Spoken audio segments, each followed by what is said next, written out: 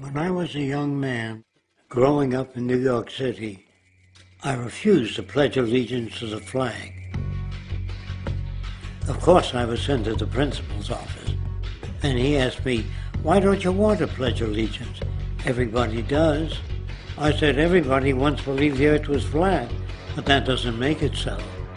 I explained that America owed everything it has to other cultures and other nations, and that I would rather pledge allegiance to the earth and everyone on it. Needless to say, it wasn't long before I left school entirely, and I set up a lab in my bedroom.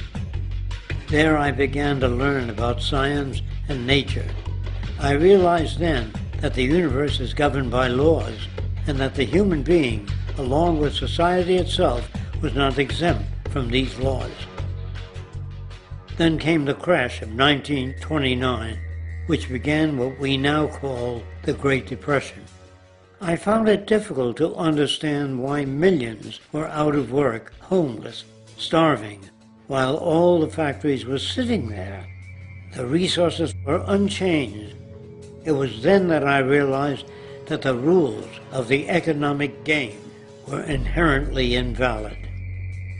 Shortly after came World War II, where various nations took turns systematically destroying each other.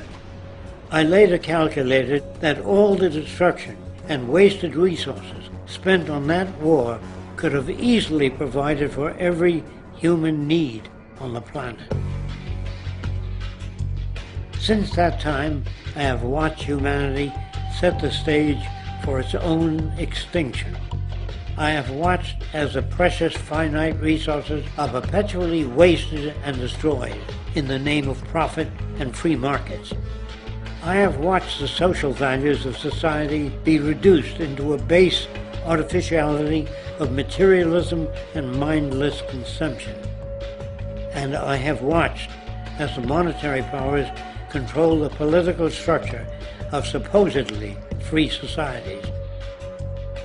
I'm 94 years old now, and I'm afraid my disposition is the same as it was 75 years ago.